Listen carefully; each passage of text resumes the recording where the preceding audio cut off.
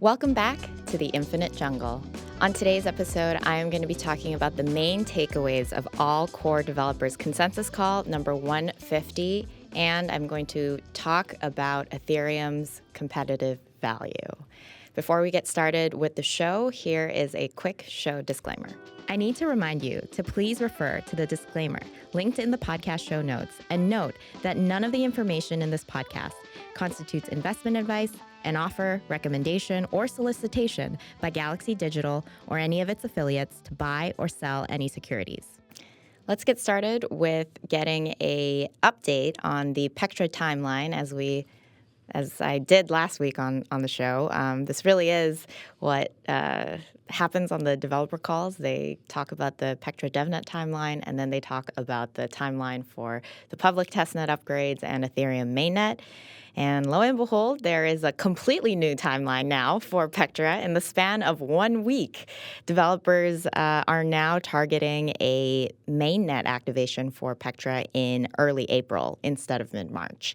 So you might be asking, what the heck? What happened in the span of a week for the timeline to change so drastically? I guess depending on how you look at it, 4 weeks is not that drastic. But what happened that developers are now targeting April for mainnet activation. Although this should not come as a surprise for listeners that were tuning in for last week's episode because, again, all of these timelines are extremely tentative. And even this April date, I hope my listeners will take this incident with and remember it and know that when developers tentatively set a date so far out and with many kind of assumptions about how this testnet upgrade will go, this DevNet launch will go, then you know that the target that they're setting is one that's very ambitious and one that should not be taken as with any measure of confidence at all. So for now, developers are targeting now April, but again, it depends on how many other factors go, which we'll talk about. So what's the reason, the main reason for this sudden shift in the timeline? The main reason is actually one that has a ton of common sense. Network stakeholders, major Ethereum network stakeholders, layer 2 teams, staking as a service providers on Ethereum have said to developers and have shared that a span of, say, a week or 2 weeks is insufficient time for all these network stakeholders to upgrade their software and to ensure that they're ready for the Pectra upgrade. So one of the representatives of, I am blanking on their name right now. I should have had it in my notes. But you can get the full write-up of the ACDC call, ACDC 150. It's linked in the show notes. But one of the representatives of a Layer 2 team shared that a 30-day buffer period would be ideal for all network stakeholders to get ready adequately for the upgrade. 30 days from the last public testnet upgrade. So Ethereum has 2 public testnets, Holeshki and Sepolia. So from the upgrade, from the day that the Sepolia testnet upgrades, 30 days from there, targeting mainnet would be much appreciated. And to this, one of the Ethereum Foundation security one of the people that's on the security team of the Ethereum Foundation just echoed how much of a good idea it is to kind of create that 30-day buffer period to ensure even more testing for the upgrade and allow for as many network stakeholders as possible to take part in the upgrade by upgrading their nodes, downloading the newest client releases for Pectra. So overall, the suggestion was largely supported. There wasn't any developers on the call that were saying developers should, prioritize speed over security or prioritize speed over, network scale. Like, who cares about these network stakeholders that basically give value to the Ethereum ecosystem? Let's just fork them off the network. I think developers are very open to slowing down and ensuring that everybody can upgrade together. So that is why now developers are targeting early April. When I said that April is a should still be taken as a tentative timeline, it is because there are many steps between when you are listening to this podcast and to April to that mainnet activation. The next immediate milestone that developers have to reach in order to meet their target of early April, the next immediate timeline, they have many milestones that they need to reach, but the next immediate one that they will need to meet in order to really deliver on the early April timeline is public testnet client releases by next Thursday, the next ACD call on February 13th. All client teams, of which there is, say, over 10, they need to publish client releases, new releases for their software, new versions of their software that include the upgrade slot number and the upgrade configurations for the Holeshki and Sepolia testnets. So once those client releases are all prepped and ready, the Ethereum Foundation will create an official blog post announcing the upgrade dates for the Sepolia and the Holeshki testnets. And once those upgrades on those testnets go live, of course, core developers, protocol developers will be running several tests to ensure that the upgrade and the code changes that have been included in the upgrade are going smoothly. But also, there will be several network stakeholders, the likes of which that asked for the buffer, like the L2s, wallet providers, staking as a service providers. These are the stakeholders that will be able to run their infrastructure on these testnets and make sure that they're ready for mainnet activation. So the next immediate date to be watching for and the next immediate action that developers really need to take is getting to that milestone of having their testnet client releases ready by next Thursday. So we shall get an update on that on the next Infinite Jungle episode. So that is the biggest takeaway, I would say, from the latest Ethereum developer call. There were other updates related to the PeerDAS progress, which is Ethereum's blob scaling efforts. There were updates about the minimum validator hardware and bandwidth requirements. This is to create a standard for network stakeholders to know what it takes to run a full node on Ethereum, and for developers to create benchmarking analysis based off of that, be able to more accurately create code changes and upgrades to the network, knowing how it will impact validator node operators. So there was a variety of other updates shared on the call. I'm not going to go into it on today's episode because there is a bigger issue that I want to talk about, which is Ethereum's competitiveness in the markets today. But if you want the full recap, please be sure to check out the full write-up linked in today's show notes. So let's talk about Ethereum's competitive value. Little recap from last week's Infinite Jungle episode where I was sharing the takeaways from, I think it was ACDE number 205. I basically said that upgrades on Ethereum cannot really move faster unless developers narrow the scope of what they want to do on Ethereum. Unless Ethereum has a very kind of pigeonholed focus on changing just one aspect of its code base. So unless developers start throwing out EIPs and different potential code changes for inclusion in an upgrade, it's not likely that minor tweaks to the process of ACD here and there will really speed up upgrades on Ethereum.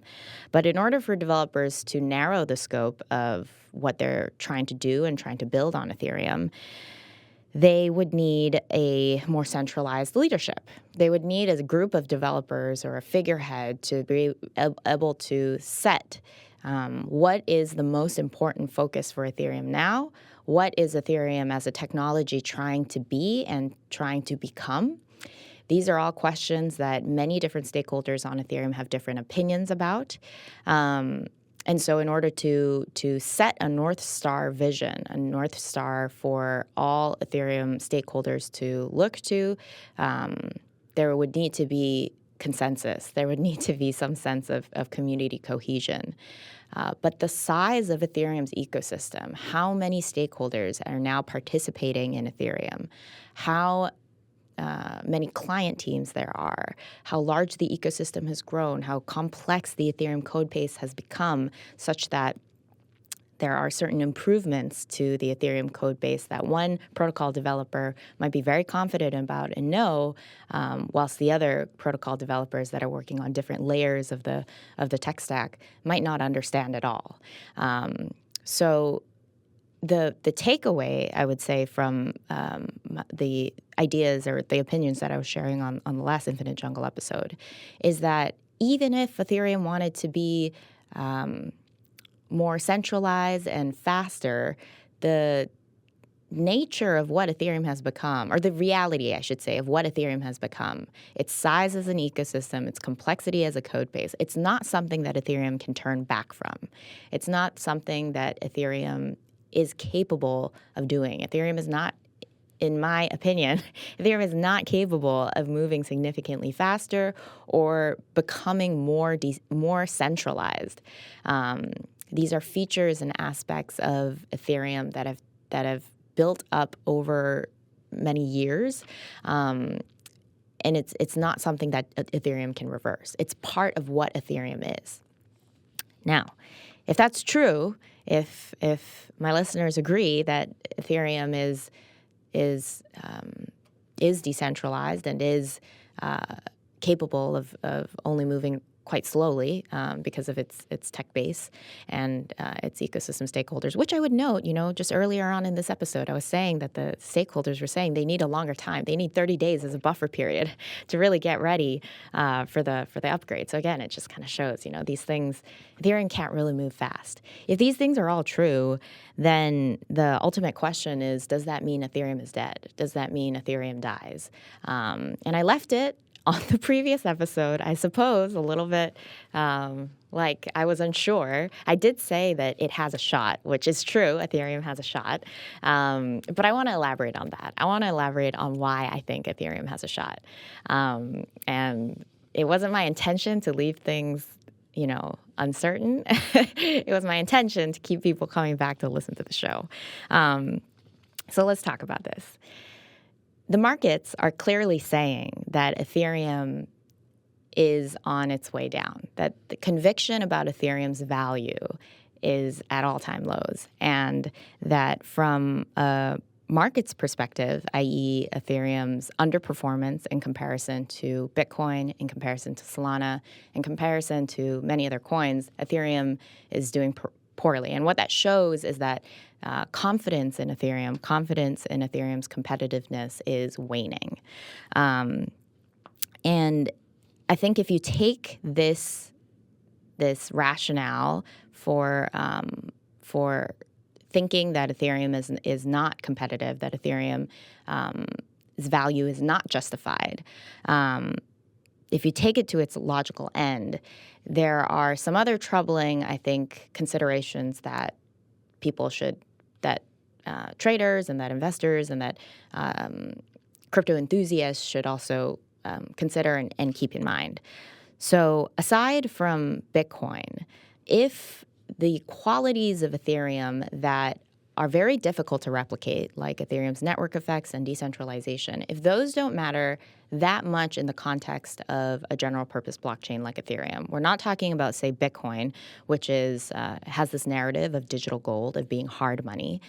And I know Ethereum has tried to, parts of the Ethereum ecosystem and community have tried to push that Ethereum is harder money, ultrasound money, but putting that debate to the side, because I don't think it's a great narrative for Ethereum. And just keeping in mind kind of the purpose of the technologies, Bitcoin is extremely it's less programmable than Ethereum. It is not able to natively support, smart contracts, decentralized applications, whereas Ethereum is. Ethereum was the first general purpose blockchain. And there are all of its competitors, aside from Bitcoin, which again is a bit of a different technology with different use cases. If you just look at the pool of Ethereum and its competitors, this pool of competition that's happening, and what makes Ethereum more competitive? If it's not Ethereum's decentralization and network effects, if it is that, faster blockchains with better UX, all of these qualities and traits that truly rely on keeping up with technical innovations, then it will always be Ethereum's game to lose. This was the thesis of Galaxy Research Report surveying the Layer 1 landscape. And the way that the markets are pricing cryptocurrencies right now illustrate and kind of reinforce this idea that Ethereum isn't innovating fast enough, that Ethereum is in an innovator's dilemma. These up-and-coming faster blockchains like Solana are eating up Ethereum's market share, and that in this game, in this market, for general-purpose blockchains to succeed, they need to be the fastest. They need to be the most performant blockchain in the market. And of course, Ethereum is not that, and hence why Ethereum's value is declining. And again, Bitcoin doesn't really fall into this market landscape because Bitcoin has a very unique value proposition, which we can talk about once Ethereum. We talk about the competitiveness of Ethereum against Bitcoin once Ethereum's price is a little bit higher, and Ethereum is back on track. Ethereum's competitive value is thought again to be, once again, indisputable in comparison to other general purpose blockchains. But we're not there yet, so we're talking about Ethereum's competitive value in the general purpose blockchain market for today's episode. So that's one of the reasons that I think the markets are really one of the reasons why the trend for ETH has been so negative, and why ETH has been underperforming in the markets. But two, I would say arguments for this not being all that markets care about when they think of Ethereum's value, and when people think about buying Ethereum, when people think about holding Ethereum. The first is that up until recently, up until, say, 2024, there have been many Ethereum competitors. And time and again, the markets have illustrated and have shown by how much Ethereum has gained market share, and it has increased in terms of dominance as a general purpose blockchain up until, of course, recent history, that network effects do matter, that decentralization does matter, and that having the largest mind share of developers and decentralized applications and users is a large part of why general purpose blockchains have value. And of course, this is being put up for question more recently because now there is a general purpose blockchain that is faster and that is also starting to gain a lot more market share. Whereas before, there were blockchains that were a lot faster than Ethereum, more centralized, but there wasn't, I guess, this much of a crisis in concern in the markets for ETH's competitive value. But we know that it matters because up until this point, network effects and decentralization were qualities that gave and sustained Ethereum's value in the market. From a technical point of view, it's also true that network effects and decentralization really do matter for the performance of a general purpose blockchain. Having a very decentralized network is key for having the network be censorship resistant and also not have centralized points of failure, to be resilient enough to have an uptime of near 100%. This is very unique to decentralized public blockchains. When you have all of your systems and all of your information running on a centralized database, there is always the potential that that database becomes corrupted or goes down. And, there are many different solutions of distributed databases to try and fix and try and address the problem of having centralized points of failure in a very, very valuable database. Uniquely, public blockchains with the creation of Bitcoin showed a way for these kinds of databases to be managed without a central authority, without a government or a business or a company or a single entity kind of calling the shots and organizing the actors in its system. So that was an innovation that I think illustrated high potential for use cases to transform not just money, but finance at large, all sectors of industries. And we're going to talk about this a little bit more in today's episode, but to transform the gaming industry, transform the art industry, supply chains, the way that information is shared and verified, is the authenticity of that, the authenticity of that information is proven. So aside from this digital gold narrative with Bitcoin, public blockchains, the technology of public blockchains, I think opened up huge amounts of ideas and kind of innovation for what else public blockchains could enable. And lo and behold, here comes Ethereum, that again is general purpose to facilitate these other use cases for what public blockchains could be.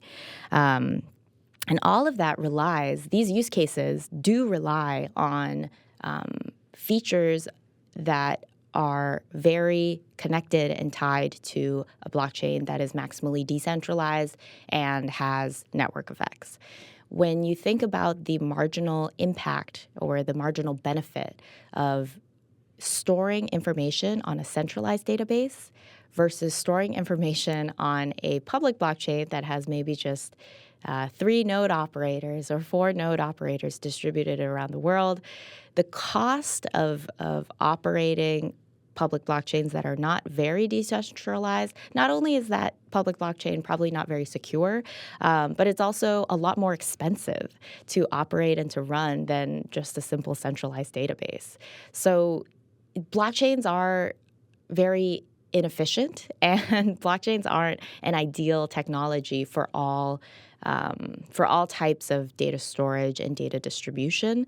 Blockchains very uniquely have value and economies of scale in terms of benefits, the censorship resistance benefits, the resilience benefits. These benefits only really take effect once a blockchain is much, much more decentralized and it has much higher network effects. And you could argue, okay, well then, what's the exact hard limit? Is it like we know that 3 or 4 nodes distributed around the world is not that much better than just running things on a centralized database, but does it have to be 100 nodes or 1,000 or 100,000? Yes, I admit, that where specifically the line is drawn is not clear. But what is clear is that Ethereum has such a higher level of decentralization, of resilience, of network effects than its competitors, that value for what Ethereum has, what Ethereum as a public blockchain is, that value line should be clear. That value disparity should be clear. However, that's not really what the markets are saying right now, and at least that's not what the market trends are illustrating. What market trends are illustrating is that Ethereum, again, is not moving fast enough, that with the regulatory environment in the U.S., blockchains that are all on the spectrum of this decentralization spectrum, that are comparatively more centralized than Ethereum, will still be able to benefit from a favorable regulatory environment, just like Ethereum will, that the fragmentation of the Ethereum ecosystem through L2s, Ethereum's scaling roadmap, of Ethereum losing value because of how cheap it is now to transact on L2s, and how a lot of that value is not coming back to Ethereum. For all these reasons, the markets are people that are thinking about buying ETH are saying, no, this isn't a good idea, and this isn't, this doesn't make sense. That's at least what the markets are suggesting. However, if that is true, and if Ethereum cannot succeed in terms of staying competitive in terms of the market, in terms of its market value, Ethereum, the blockchain that is the farthest along in progressing its layered scaling solution, the blockchain that is the farthest along in figuring out very hard problems to supporting, new financial markets on a public blockchain by solving problems related to MEV. The blockchain with the largest amount of developer mindshare and the largest ecosystem. I think that if the markets are not valuing and do not value Ethereum for these things, it spells setbacks for use cases for blockchains that go beyond just speculation and gambling. Because when you think about those use cases like real-world assets, like provenance on the blockchain, like the interoperability benefits of putting gaming assets on the blockchain, of really all other use cases aside from, Bitcoin as digital gold, and aside from to be able to create these very quick kind of ephemeral assets that many people can very quickly kind of speculate on. These types of use cases they have value, or they're only possible if the blockchain on which it's being built is decentralized, has the benefit of not having centralized points of failure, has the benefit of being a censorship-resistant blockchain, has the credibility of being a blockchain that cannot be censored by any particular nation state. These are the kinds of use cases that really depend and rely on that are really only made possible if there can be a general purpose blockchain that is both decentralized and that is both scalable. So to that end, I think one of the statements that our CEO of Galaxy, Mike Novogratz, who I interviewed on this show last week, he mentioned that the next 2 years for Ethereum are one of the most crucial years, because these are the years in which Ethereum needs to prove, the Ethereum ecosystem needs to prove that these use cases are possible in its ecosystem on top of Ethereum's infrastructure that is far more decentralized and far more scalable than its competitors. So to the extent that use cases like RWAs and NFTs and decentralized social media and decentralized public infrastructure, to the extent that these kinds of use cases are finally being adopted and being built and made possible on top of an architecture like Ethereum, I think this is really what's going to illustrate and reinforce the importance of these characteristics to the valuation of Ethereum and to Ethereum's competitive value. Right now, I will admit, I think going back to the interview with Mike, I am not using decentralized or Web3 decentralized applications on a day-to-day basis. These use cases are I think there is a plethora of infrastructure that has been invested in, and that has there's been a lot of mindshare dedicated to that in the Ethereum ecosystem. But I think these next 2 years, 2 to 3 years, are really where the applications on Ethereum need to prove that Ethereum's value, that these types of applications draw value from the core characteristics of Ethereum's decentralization and scalability that is very difficult. I think these are the qualities and traits that are far more difficult for other competitors to be able to easily mimic and to be able to easily overtake.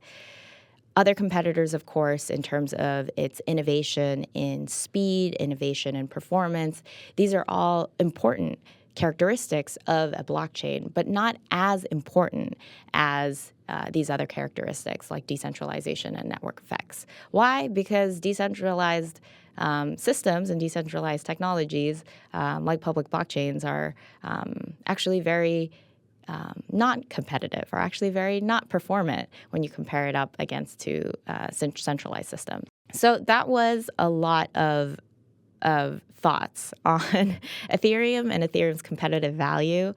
I apologize that it wasn't as cleaned up as I imagined it would be, but I hope that within this 30 minutes that we had together, I've given you a lot to think about. That is always my goal with these shows. I hope that it gives you a lot to think about. I hope it teaches you something new about Ethereum. I hope in this particular episode, you think about Ethereum's value in a little bit of a different way. And I hope it highlights kind of critical thinking about why blockchains are valuable and what use cases in particular a general purpose blockchain can support better than existing databases out there. So there you have it, another Infinite Jungle episode. Thank you so much to my listeners. Thank you for coming back. If you listen to prior episodes, thank you for coming back to listen to another episode. I am signing off from the concrete jungle that is New York City. I hope everyone will join me again for another episode. In your explorations of the infinite jungle that is Ethereum, stay safe out there.